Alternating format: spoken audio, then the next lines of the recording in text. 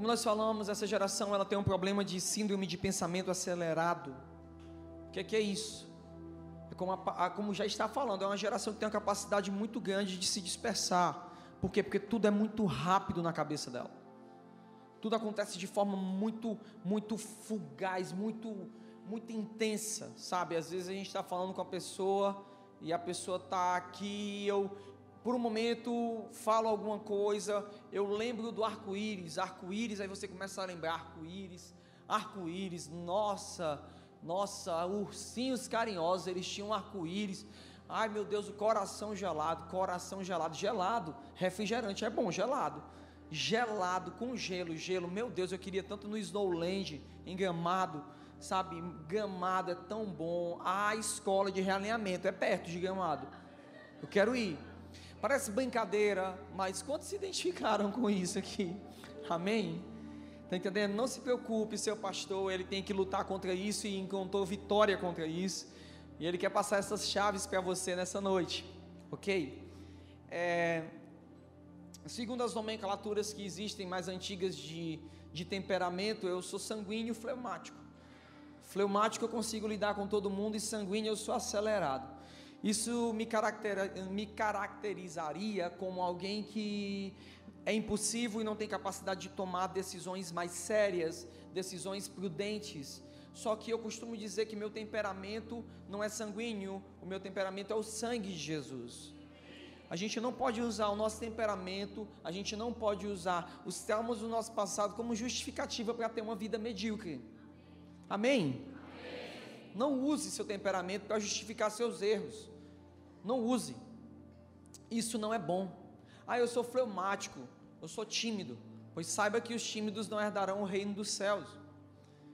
Porque o pastor Jacaúna estava falando uma coisa que me tocou bastante, quando ele falou que o tímido, ele precisa ser quebrado, e ele é quebrado por Deus, e Deus trabalha com ele com violência, porque o tímido ele faz do medo o seu Deus. Deus fala com ele para fazer alguma coisa, mas ele é tímido, o medo fala mais alto. Logo, não é Deus que é o seu Deus, mas o medo é seu Deus. Por isso que o tratamento de Deus com o tímido é vai. O tratamento de Deus é simbora aviões. É assim. Como se trabalha com um tímido, jogando ele para fazer. É assim que Deus trabalha. Porque o tímido, ele perdeu muitas oportunidades de estabelecer o reino de Deus, porque ele foi covarde. Então timidez não é uma brincadeira, timidez é um problema muito sério. Então tem gente que usa o seu temperamento para justificar os seus erros e os seus pecados, mas não é sobre isso que nós vamos falar hoje. É sobre como ter governabilidade no nosso tempo, sermos produtivos, ok? Então, quando a gente fala de síndrome de pensamento acelerado, que é algo que essa geração tem, a gente precisa entender dois fatores, tá certo? O primeiro é a rotina do trabalho das grandes metrópoles, que foi um dos grandes causadores disso. Depois da reforma, da Revolução Industrial, as coisas tomaram um ritmo muito frenético, ok? E aí a gente começa a ver que tem algumas coisas aqui que pioraram a qualidade de vida do ser humano. E isso é uma coisa que se encontra mais nas grandes cidades, não se encontra tanto nos centros mais afastados, porque o homem ainda tem uma vida mais tranquila. A primeira dessas coisas, vamos lá: trânsito, má alimentação, falta de sono, muito trabalho, falta de descanso. Amigos, quantos de vocês que dirigem essa semana não tiveram uma chateação no trânsito? Está entendendo? Você vê como o trânsito é uma coisa que pode te estressar. Às vezes você está aqui na paz do Senhor, Deus de aliança. Aí quando vai fazer a curva aqui, o diabo do motoqueiro passou ali e quase tu derruba ele. Está entendendo? Assim, daquele jeito. Aí tu está aqui, né? Ai, brilhante e raiante. Aí o motorista da van, desgraça, é o pleno abençoado, né?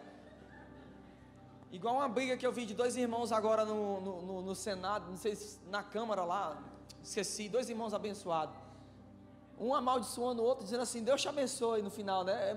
É muita hipocrisia, né? É muita hipocrisia assim demais, né? É muita mentira. O cara, desgraçado, falso profeta, Deus te abençoe, viu? Pelo amor de Deus, é mentira demais, tá certo? Então o trânsito estressa a gente, aí a gente vem numa má alimentação. Por exemplo, existem capitais brasileiras que eu já fui ministrar aqui, que, cara, é difícil você encontrar arroz com feijão para comer.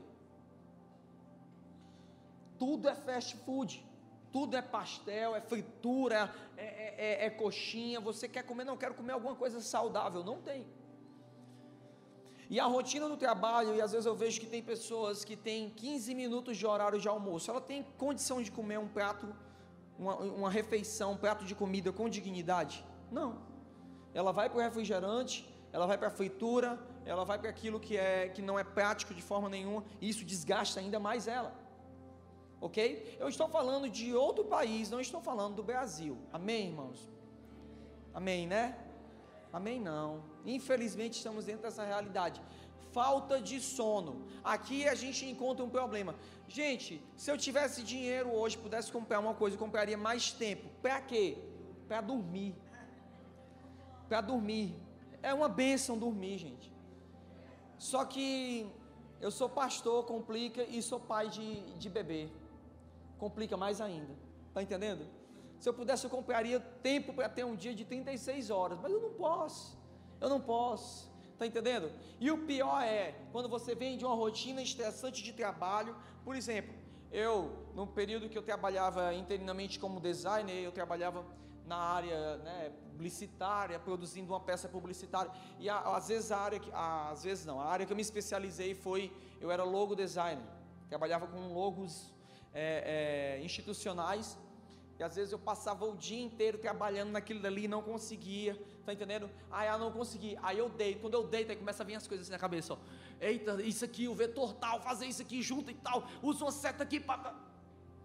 Eu quero dormir, eu só queria dormir, e tudo vem na cabeça, naquela hora, o desejo de fazer, aí você tem vontade de se levantar, quer dormir e não consegue.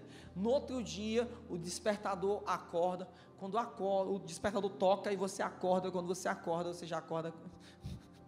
Não acredito não, meu Deus. Eu acabei de... Aquela pior sensação do mundo, quando fechou o olho e abriu, já é de manhã.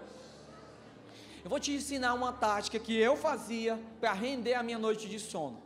Eu tinha que acordar 5 horas da manhã, eu botava o despertador 13h45, 4h15, 4h30, 4h45, 5 horas, 5h15. Aí eu fracionava, aí cada vez que eu acordava a primeira vez, ainda tem mais tanto, tem. E aí eu ia, aí eu tinha uma projeção de tempo maior, tá entendendo? Tem gente que isso não dá certo, diz que dá dor de cabeça. Falta de sono, muito trabalho. Por quê? Porque nessa época nós estamos trabalhando por produtividade. Então quem produz mais, ganha mais. Se produz menos, nem ganha menos, é colocado para fora. Tá certo? E por último, falta de descanso. Automaticamente, imagina essa rotina inteira, sem descanso. O que vai produzir nas pessoas? Certo? A gente vai saber já o que é que produz. O segundo motivo da síndrome de pensamento acelerado é excesso de informação, e aqui eu falo para os paizinhos acerca de um problema que nós estamos tendo na formação dos nossos filhos, na formação educacional. Eu tenho lido muito material sobre educação infantil, eu tenho me instruído demais nessa área, buscado conhecer, porque eu sou pai primeiro, eu sou pastor. E uma das demandas, pastor hoje que não entender sobre pós-modernidade, não entender sobre educação infantil, não entender sobre família, e não entender sobre escatologia, ele está perdido nos dias de hoje. Isso é uma necessidade pastoral. Então a educação infantil é uma coisa que eu tenho gastado muito tempo. E teve um livro que me abençoou demais, 25 regras de ouro para a educação de filhos e alunos, do Dr. Augusto Cury. Dr. Augusto Cury é o escritor mais lido nessa década, né? Nós temos a honra e o privilégio de ter um escritor cristão que pode nos abençoar.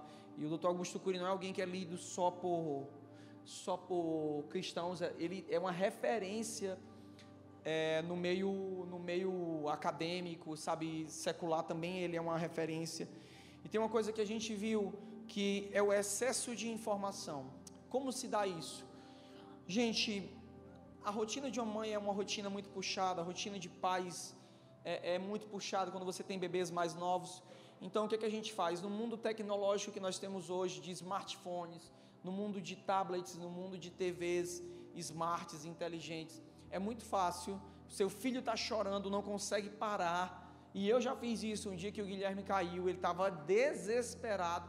Então, a gente tenta de tudo. O que a gente faz? Liga o YouTube e coloca Bita e os animais. Para você que não é pai, não se preocupe, você vai saber o que é o Bita. Tá certo? Você vai saber o que é o Bita, o que é os 3 palavrinhas, tá certo? Eu acho que o Bita já deve ter, no mínimo, todo dia 10 milhões de visualizações, só de pais que colocam, pastor, o Bita é do demônio. Não, queridas, não tem problema você colocar seu filho para assistir esse conteúdo, não há problema disso. O problema é quando uma criança de 1 ano de idade, ela passa 4 horas por dia obtendo conteúdo dessa forma. Você precisa entender que a mente da criança ela é como um deserto. E ela está passando por um estágio de construção. E você precisa compreender que informação é como se fosse um bloco, um edifício. Que toda informação que você recebe, ela vai ficar ali gravada na sua mente. Não se engane, ela vai ficar ali. Por isso que você precisa ter muito tempo com o que você gasta colocando diante dos seus olhos.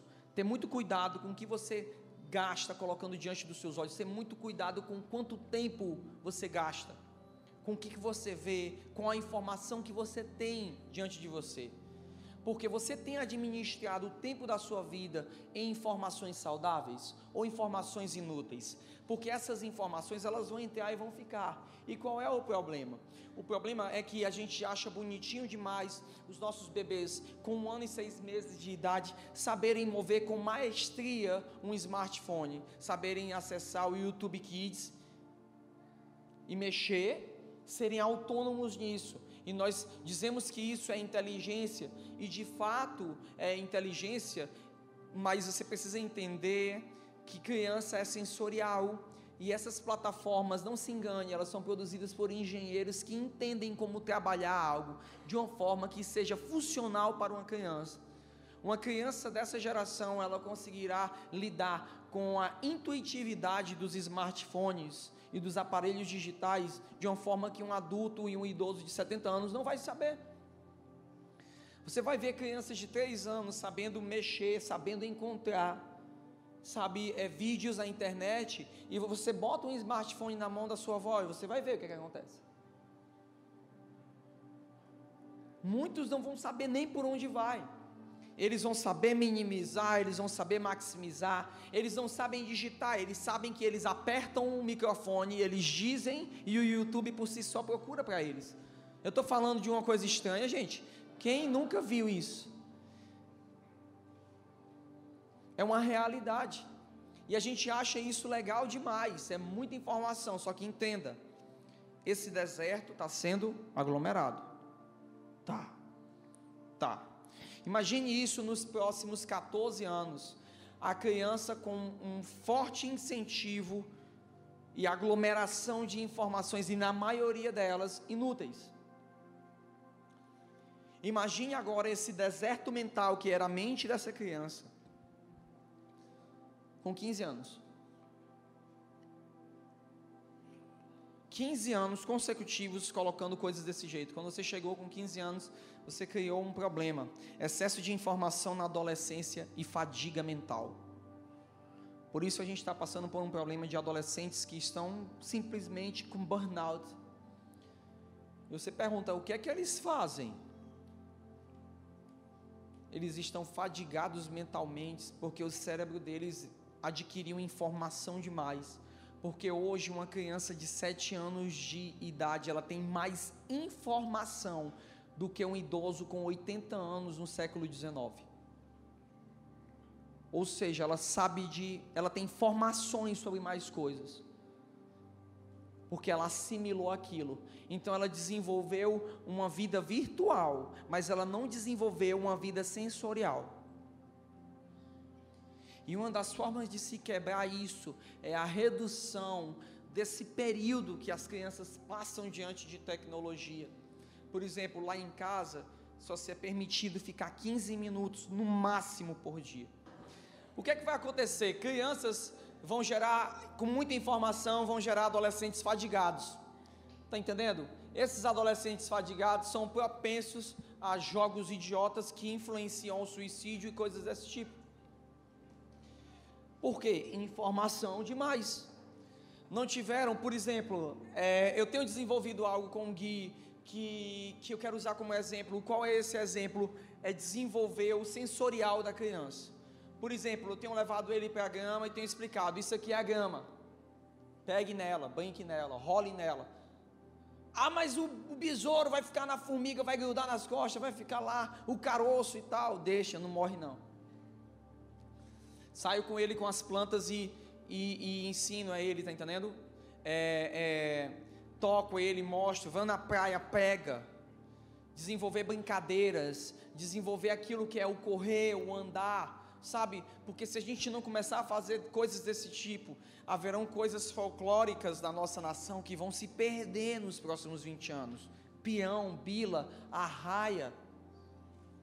Por quê? E a gente fala assim, mas qual a importância disso? A importância disso é porque as crianças só têm uma vida virtual, assistindo galinha pintadinha, elas perderam a capacidade de resiliência. E o que é resiliência? É a capacidade de se erguer depois de uma queda. Porque elas nunca levaram uma queda de bicicleta. Você precisa entender que a criança, ela precisa passar pela experiência de dar o chutão na bola e o pedaço do dedo ficar no calçamento. Essa é a experiência traumática da sua vida, mas aquilo te deu capacidade de se reorganizar emocionalmente, de entender que vai passar, que vai sarar. Aí o que é que acontece? O boy vai atrás, vai formar o crush com a menina, né, e tal, tá com o crush lá e não consegue. A menina diz, não dá. Aí o que é que ele faz? Vai jogar o jogo da baleia azul. Por quê? Porque ele não tem capacidade de se reerguer emocionalmente. Por quê? Porque ele tem muita informação sobre a vida, mas ele não descobriu o que de fato é a vida. Ele nunca soube o que é fazer uma sopa daqueles frutinha vermelha. E quando fosse tomar, sua mãe dizia, menino! Entende isso? São coisas que talvez essa geração de adolescentes não entende o que é isso. Não entende. Está entendendo? Por exemplo, nas minhas aventuras de adolescência, eu gostava muito de tirar pedra, jogar pedra em árvore e tirar jambo. Você já não vê mais pé de jambo na rua, tá entendendo? Um dia sofri a colheita dos meus atos. Um dia eu estava em cima do pé de jambo, eu não estava nem jogando pedra, comendo o jambo. Um desgraçado passou, deu uma pedrada, furou minha cabeça. Eu entendi, assim, não morri, e a gente vai se resolvendo, entendendo, sabe? Nós precisamos dessas experiências sensoriais para desenvolver, sabe, a vida em si. O que é, sabe, e o que temos informação demais, experiências de menos. A consequência, a evolução disso, são alguns fatores aqui: estresse, ansiedade, desânimo, angústia e depressão. Esse é o quadro evolutivo das coisas, tá certo?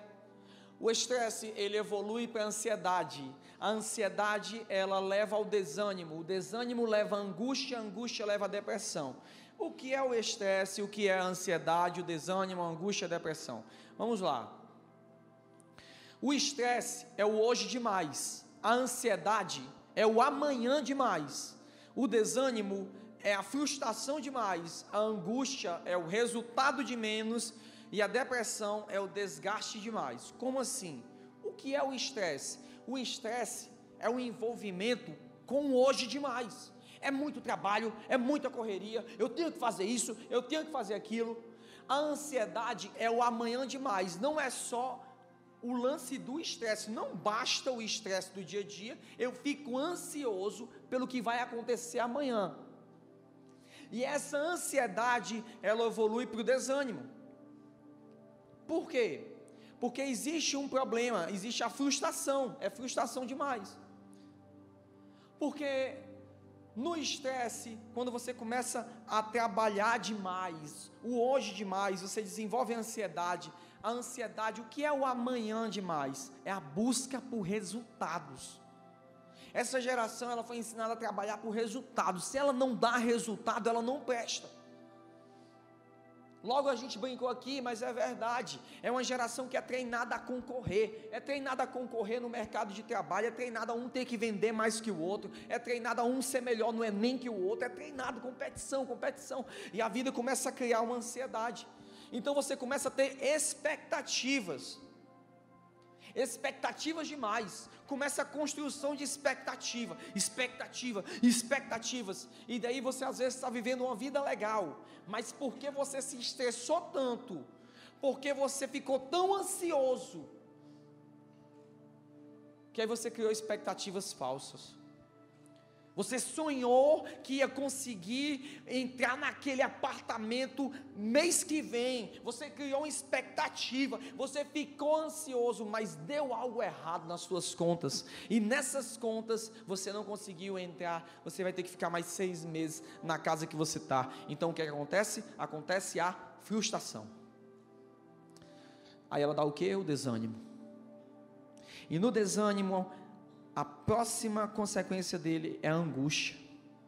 Por que a angústia? Porque depois que você se desanima, você começa a olhar para trás e começa a ver que os resultados já não são mais a mesma coisa.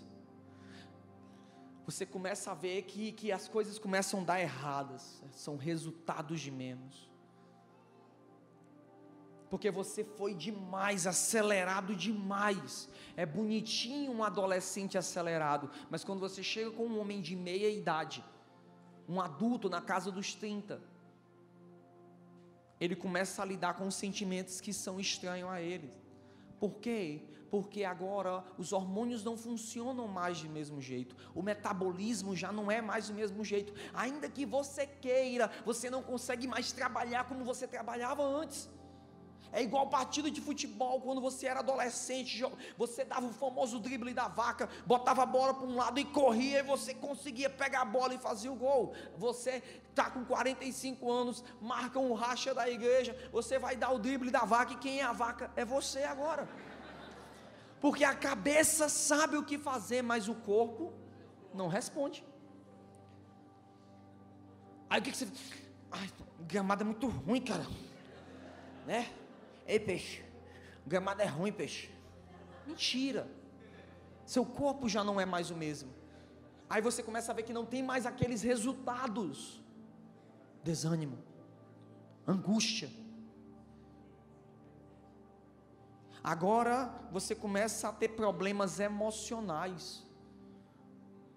Por quê?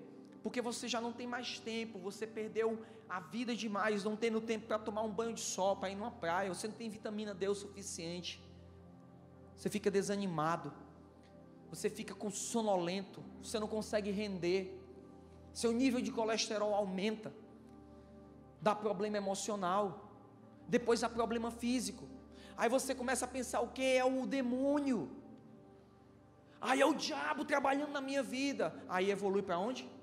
Uma depressão. Aí você já não tem mais força para nada, você olha a vida e a vida é preto e branco, você acha que não vale mais a pena, você sabe o que é o certo a fazer, mas parece que a coisa mais confortável é que quanto mais escuro o quarto for, e quanto mais tempo você ficar deitado, parece que é o melhor para você, porque agora você está desgastado demais, e você está sofrendo de uma desorientação terrível. O meu objetivo nessa noite é castrar essas etapas na sua vida. Ok? Então eu quero te dar conselhos essenciais para não se cansar na jornada. Ok? Eu tenho 5 conselhos, tá certo? E eu vou te ensinar eles porque eu pratico eles na minha vida. Estabelecer períodos regulares de descanso, definir o que é seu emprego, estabelecer tempo para o trabalho, estabelecer tempo para o estudo, ter alguém sobre você e renovar o amor. A gente vai tratar sobre cada um deles agora, ok? Eu queria que você abrisse a sua Bíblia ou o seu celular, onde você estiver, não sei se tem aí, Gênesis capítulo 2, versículo 1. Preste atenção nesse texto, ok? Assim foram acabados os céus e a terra, com todo o seu exército. Ora, havendo Deus completado no dia 7º, que dia Deus terminou? havendo Deus completado no dia sétimo a obra que tinha feito, descansou nesse dia de toda a obra que fizera. O homem foi feito em que dia? O homem foi feito em que dia? Sexto dia. Diga para a pessoa que do seu lado, finge que você sabe, sexto dia. Ok? Abençoou Deus o sétimo dia, e isso é essencial você entender. Abençoou Deus o sétimo dia. Diga, abençoou Deus o sétimo dia. Diga, santificou, porque nele descansou de toda a sua obra que criara e fizera. Vamos entender algo, ok? Vamos entender algo bem claro. Quando a gente vê todo o processo da criação, o dia sétimo, ele recebe uma atenção especial. O homem foi feito no dia sexto, ok? E aí o dia terminou. Então entende-se que o dia sexto foi o dia que o homem foi feito. Mas o dia que o homem funcionou foi qual? O dia que o homem começou a ser operacional foi qual? E qual foi então a primeira coisa que o homem fez? Eu vou te explicar algo, eu não tenho tempo para poder te explicar o quão profundo os 6 dias falam da lei e o sábado fala da graça. Que o homem começou a viver dentro da graça, dentro do descanso. E isso é importante de você entender que a primeira coisa que o homem fez no seu primeiro dia de existência, o que ele fez foi descansar. Sabe, quando você pega a palavra descanso, eu quis dar atenção a ela, sabe, quando eu quis dar atenção à palavra descanso, Deus disse, estude a palavra descanso, isso chamou minha atenção, e eu peguei meu Strong, e eu fui olhar, eu fui analisar ele, eu tenho um Strong em inglês lá em casa, então eu vi a palavra 7673, 7673, e eu descobri algo, a palavra descanso ali é a palavra Shabá. O Strong é uma das melhores traduções para você poder recorrer a ele como chave bíblica, como entendimento hermenêutico, para poder entender a exegese da palavra, a semântica da palavra. Então, quando a Bíblia usa no sétimo dia Deus, Shabá. E sabe qual é a tradução linda de Shabá? Que é apropriada para essa palavra? Divertiu-se. Então, quando a gente quer entender essa palavra, eu quero te ensinar um novo entendimento sobre Gênesis capítulo 2, diga comigo, no sétimo dia. Olhe para o seu vizinho e diga, no sétimo dia, Deus santificou esse dia e divertiu-se nesse dia. Diga, Deus se divertiu. Diga, o sábado, o dia do descanso, o sétimo dia é dia de se divertir. Consegue entender? Amém. Deus não santificou os dias do trabalho. Todos os 6 dias Deus terminou de trabalhar e disse, é bom. Primeiro dia, é bom. Segundo dia, é bom. Terceiro dia, é bom. Quarto dia, é bom. Quinto dia, sexto dia, é bom. Mas quando chegou no sétimo dia, ele disse, opa, santifica e separa esse, porque eu vou me divertir com os meus filhos. Diversão é mandamento e é sagrado, e se você quer aplaudir ao Senhor, aplauda da forma correta. Ele não consagrou nenhum dos outros dias, ele consagrou o descanso. Por quê? Porque a diversão, ela é santa. Porque Deus, sabe, você precisa entender, eu quero te mostrar algumas coisas agora, diga comigo, Deus se diverte. Mas eu quero que você entenda uma coisa, por que Deus, a gente precisa entender que o homem foi criado dentro de um âmbito de descanso. A primeira coisa que Deus deu ao homem, Deus deu o descanso. Antes de começar todo o trabalho do homem, Deus deu, esse dia é dia de você descansar. Logo, entende-se que o dia de descanso de Deus é o primeiro dia e não o último. A sua semana, ela precisa começar pelo descanso. E quando se fala esse descanso, é a diversão. Aí eu vou te perguntar, quanto tempo você tem separado para a sua diversão? e você diz assim, não, isso não tem nada a ver. Então eu vou te perguntar uma coisa, por que Deus fez locais como esse? Vamos lá. Esse dia aí, isso aqui é em Coqueirinho, e a Samara estava morrendo de ódio nessa foto, porque eu estava fazendo raiva a ele. Mas essa praia, para você entender, essa praia é uma praia no litoral paraibano, ela é uma Tailândia brasileira, linda, né? Eu podia dizer assim, gente, isso aí eu estava, sabe, em Bangladesh, estava no Havaí, ia passar, mas não, é aqui no Brasil. Por que Deus fez coisas desse jeito? Para quê? Para você ficar sisudo? Para você ficar com raiva? Qual o objetivo de Deus fazer coisas como essa? Segunda imagem, se Deus não quer que a gente se divirta, por que Ele fez Fernando de Noronha? Por quê? Não, é para mim, é que Deus é um Deus. Amigo, se Deus fez um negócio desse para torturar a gente, eu não consigo entender a mensagem da paternidade do Senhor. Se Deus é tão sério e sisudo como você diz, por que Deus fez coisas como essa? Vamos passar. Qual a razão? Por que Deus criou filhotes? Por que Deus fez coisas como essa? Se não com o único objetivo de criar um sorriso em você. Vamos lá. Olha aí, cara, estou chocado. Está entendendo? Por que Deus criou coisas como essa aí, ó? Vamos prestar atenção. Olha aí. Por que Deus cria um bicho tão cômico como o macaco? Você já viu bicho mais engraçado que macaco? Qual é o objetivo de Deus? Não diga que parece a irmã do lado, por favor. Não faça isso. Por que Deus criou pessoas assim, ó? Vamos lá ver, ó. Olha, ó, por que Deus criou o golfinho? Já viu o bicho mais sacana, fuleiragem, do que o golfinho? Mexendo com o baiacu. Tem pessoas que assim gostam de infernizar a vida dos outros. O golfinho é isso, ó. Olha o baiacu lá. Tá vendo? Vamos lá ver mais um. Por que Deus criou pessoas assim, gente?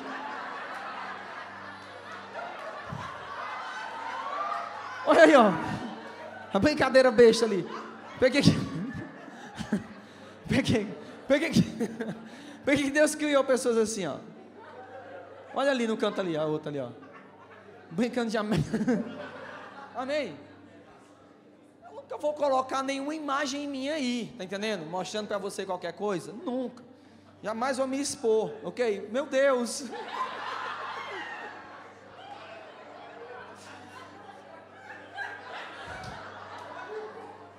Eu já fui uma tartaruga antes de ser um pastor, animava um zoológico. Isso foi há 8 anos atrás, 7, né? Isso aí foi 7 anos atrás. Eu há 50 quilos a menos, né? Eu já fui uma tartaruga, gente. Foi muito bom esse tempo da minha vida. Depois eu conto para você. Por que Deus nos deu humor? Sabe, a gente precisa começar a cumprir esse mandamento de se alegrar nas coisas que Deus ama. E eu quero te dar alguns conselhos assim de como você pode fazer isso. Como eu posso me ajudar? Vamos lá. Eu queria mostrar para você a minha agenda agora. Você pode fazer como isso? Escreva a sua agenda e você vai fazer algo. O que você vai fazer? Na sua agenda, você vai escrever ela num local visível. Você pode comprar uma lousa, ou você pode fazer numa cartolina, você pode grudar no seu guarda-roupa, mas ela precisa estar num campo do seu raio de visão. Para quê? Para que você tenha organização diária. Na minha agenda, eu coloco lá, segunda-feira é o meu dia de descanso. Nesse dia, o que é que eu faço? Eu faço nada, eu acordo a hora que eu quero, ou que o Gui deixa, entendendo? Eu assisto TV com ele, eu brinco com ele, eu vou para a piscina com ele, eu saio com a Sam, a gente almoça em algum local legal, ou almoça qualquer coisa, porque o dia de descanso também é para a esposa. Então, geralmente a segunda-feira lá em casa é a sobra de ontem com o resto de Antonte. Por quê? Porque é o nosso dia de folga e nós brincamos nesse dia, nos divertimos nesse dia. Depois, ao longo da semana, eu separo a minha agenda, organizando a minha agenda em tempo de estudo, tempo de trabalho ministerial, tempo para cuidar da minha casa, cuidar só das coisas da minha casa, tempo para visitar familiares. Se você fizer isso, organizar a sua agenda por turnos e dias, vai dar certo. O problema é que tem muita gente que tem tanta coisa para fazer que não faz nada. Está entendendo?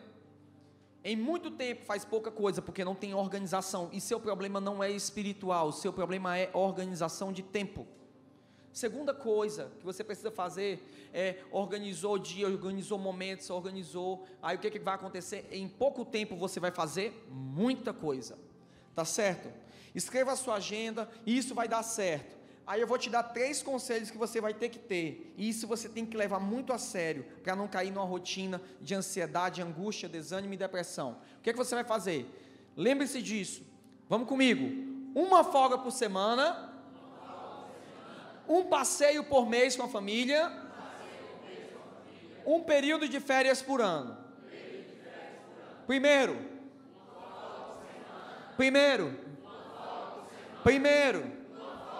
segundo, terceiro, ai, uma folga por semana, não tenho como não, pastor, não tenho dinheiro, não tenho tempo. Vou te dizer uma coisa, se você não arrumar tempo para fazer isso, eu vou te dizer, teu corpo vai arrumar, teu casamento vai arrumar, teu financeiro vai arrumar. Se você não souber gerir, e se você vai casar, você já precisa entender isso. Pastor, mas eu tenho muito trabalho. Se você não souber o tempo de parar, uma hora a vida vai te parar, obrigatoriamente, tá certo? Você não tem noção de quantas pessoas no Brasil eu tenho conversado e aconselhado, porque se encontram hoje num período de depressão, burnout, que é um pré da depressão, porque não conseguiam parar. Pastores tirando sua vida. Por quê? Porque não encontram mais motivação, porque não conseguem mais entender esse Deus que brinca e que ri. Outros estão passando por processos de cura que vão ter que parar, estão parando 6 meses, sem fazer nada, só para a mente se reorganizar. Uma folga por semana, um passeio por mês. Como isso? Você precisa criar memórias saudáveis em vocês, e nem tudo tem a ver com dinheiro. Às vezes tem momentos que a gente, sabe, eu tenho escolhido, Deus me colocou no privilégio de morar a poucos quarteirões da praia, eu tenho criado memórias saudáveis. Às vezes eu vou ver o pôr do sol, lá no canto onde a gente orou ontem, lá, aliás isso é muito legal, galera, eu quero parabenizar os homens da Casa Amarela em peso, porque eles estavam lá na reunião de oração, vai ser muito legal, a gente está trazendo projetos legais para esse tempo. E eu fico lá no pôr do sol, vou olhar o pessoal andando de kitesurf, eu fico lá, só criando memórias saudáveis. Não estou gastando um tostão. Pega a sua família, se organiza, vai um dia no iPark, junta dinheiro, divida em 68 vezes, vai no Beach Park, vai curtir, vai morrer do coração lá no Insano. Aproveita a vida, gaste tempo, valorize isso. Isso vai salvar a sua vida. Seu emprego talvez não vai salvar a sua vida, mas isso vai salvar a sua vida, ok? Segunda coisa que você precisa fazer para não se cansar na jornada: defina o que é o seu emprego e o que é o seu trabalho. Mas pastor, emprego e trabalho não é a mesma coisa? Não. Emprego é o que você pode estar fazendo agora para ganhar dinheiro. Trabalho tem a ver com o seu destino eterno, que Deus chamou você para fazer. Eu tenho um emprego e uma função, momentaneamente na terra, eu sou pastor, mas o trabalho que Deus me deu na eternidade e o meu destino é proteger, amparar e cuidar de pessoas. Hoje eu faço como pastor, na eternidade eu não sei como é que vai ser. Se eu encontro pessoas no supermercado, eu ajudo essas pessoas, porque isso faz parte da minha natureza e do meu destino. Se eu ver alguém com um pneu quebrado, furado, eu vou ter desejo de ajudar essa pessoa. Por quê? Porque isso é o meu trabalho, diferente do meu emprego. Você de repente pode amar gastronomia, mas você está trabalhando na administração de algum local. Seu emprego é diferente do seu trabalho, do seu destino. Você precisa saber, aqui eu vou te dar alguns conselhos. O primeiro, aquilo que você é único. O que é que você é único? Segundo, qual é o seu destino? Tá certo? Terceira coisa para você fazer: estabeleça tempo para trabalho. Aqui eu vou dar conselho prático, tá certo? Conselho prático: estabeleça tempo para trabalho. Se precisa de tempo para descanso, também precisa ser organizado no tempo de trabalho. Por que você às vezes não consegue fluir tanto no seu trabalho? Por quê? Porque primeiro, não é focado. Conselho que eu te dou: foque no seu trabalho. Tá certo? Foque no seu trabalho. Quando você vai trabalhar, algumas pessoas ficam chateadas, pastor, mando mensagem para ti e tu não responde, porque eu tenho escolhido uma coisa, quando eu vou trabalhar, se você tem a possibilidade de fazer isso, se distancie do seu celular, ok? Distancie dele, porque às vezes o que acontece? Nós temos um trabalho da faculdade para fazer, e nós estamos cheios de obrigação e responsabilidade, e nós começamos a fazer, escrevemos uma linha, aparece uma atualização do WhatsApp, você faz o quê? Larga o trabalho que é importante, e se dispersa, porque você não tem foco. Isso de 5 em 5 minutos, quando se faz um somatório de quanto tempo se gasta em rede social, gastamos uma média de 5 a 6 horas por dia, isso te prejudica, isso rouba a sua vida. Estabeleça esse tempo. Eu tenho 1 hora para me fazer o trabalho da faculdade, eu tenho 1 hora para entregar esse relatório no trabalho, nessa 1 hora eu não olho o celular. Se eu estou no meu trabalho, eu estou servindo pessoas, entenda uma coisa, às vezes nós deixamos de perder, você trabalha com vendas, entra uma pessoa dentro do seu ambiente, e você está olhando lá o WhatsApp, ali está entrando um cliente que pode comprar $500 mil, mas você perdeu ele, porque você não estava focado no seu trabalho. Foque no seu trabalho, distancie-se do seu celular, mantenha o seu local de trabalho limpo. Por quê? Porque o local onde você está fala sobre a natureza que você está vivendo. Às vezes, para você ter uma nova ideia, ter um novo ambiente, ter um novo ar, você precisa só limpar o ambiente que você está, ok? 4, estabeleça tempo para estudo e atualização. Faça cursos. Não seja tolo. Não ache que você sabe tudo sobre a sua área. Faça cursos. Esteja se reciclando. Eu gasto muito tempo em reciclagem na minha vida. Rotineiramente, fora os meus tempos de férias, o que eu faço? Eu gasto tempo, dinheiro e recurso para me atualizar, para saber o que está acontecendo. Eu tento conhecer as tendências. O que está acontecendo? Qual é a necessidade que a igreja está precisando, já que a minha matéria-prima de trabalho é a igreja? Então eu gasto tempo, vou para o Uruguai, vou para São Paulo, vou para ali, vou para o Rio Grande do Sul, estudar, se atualizar, se contextualizar, para poder suprir a demanda do povo nessa época. Qual é a demanda que você tem que suprir? Você trabalha no ramo empresarial, você trabalha no ramo têxtil, você produz moda, então o que você está fazendo? Ou a sua mente ainda se mantém há 10 anos atrás? Eu trabalho no ramo da arquitetura, o que você está investindo em você? Eu trabalho no ramo da contabilidade, eu trabalho no ramo de beleza, o que você está fazendo? Faça cursos, faça viagens, conheça tendências, separe um horário na semana para leitura, sobre o que você gosta, é a área que você trabalha. Pastor, mas o que é que isso tem a ver de espiritual? Tudo a ver, porque o homem diligente e prudente, naquilo que foi confiado a ele vai prosperar. Porque como é que você vai estabelecer governo de Deus sobre a área que você está, se você não se atualizou? Se você é um mau profissional, quem é que vai te escutar? Você falta o seu trabalho, você não conclui suas tarefas, ok? 5, tenha uma cobertura espiritual. Você precisa de um pai que te auxilie a executar o seu destino. Entenda uma coisa, identidade, visão e destino são coisas que um pai dá. Ele estabelece, filho, você é isso. Filho, você precisa ir para cá. Você nasceu para isso. Antes do Guilherme nascer, eu já tinha palavras sobre ele. Deus já me dizia como é que ia ser o destino dele. Eu não quero imprimir a minha identidade nele, mas trabalhar a identidade que Deus deu a ele. Você precisa entender isso, que um pai espiritual, um pastor, um mentor, ele é como um arqueiro que pega você e muitas vezes te puxa para trás, mas o objetivo é te lançar lá na frente. Enquanto você está escutando a minha palavra aqui, você está se alimentando dos recursos espirituais do pai espiritual de uma casa. Mas se você anda sozinho, do que você pode usufruir? Te dou conselhos, cerque-se de mentores. Na Casa Amarela nós trabalhamos com discipulado, temos grupos de discipulado, você pode fazer parte de um. Conversar com o seu discipulador. Olha, eu preciso de ajuda. A Bíblia diz que um ao outro ajudou. A Bíblia também fala que quem confessa as suas cargas, não é só pecado, é cargas, uns aos outros, eles são curados, são sarados. Tome conselhos. É necessário, entenda, você não é sabido demais. É bom usufruir do corpo, da sabedoria. Por exemplo, o Nacélio, ele sabe de coisas que eu não sei, e às vezes numa única conversa, eu posso tomar conselho com ele. Por exemplo, eu sou o pai espiritual dessa casa, mas quando existe alguma área que eu não tenho entendimento sobre ela, ou meu entendimento é mais resumido, eu tomo conselho com aquelas pessoas. Ok? E se você tomar conselhos, chega no último ponto aqui, ame a correção.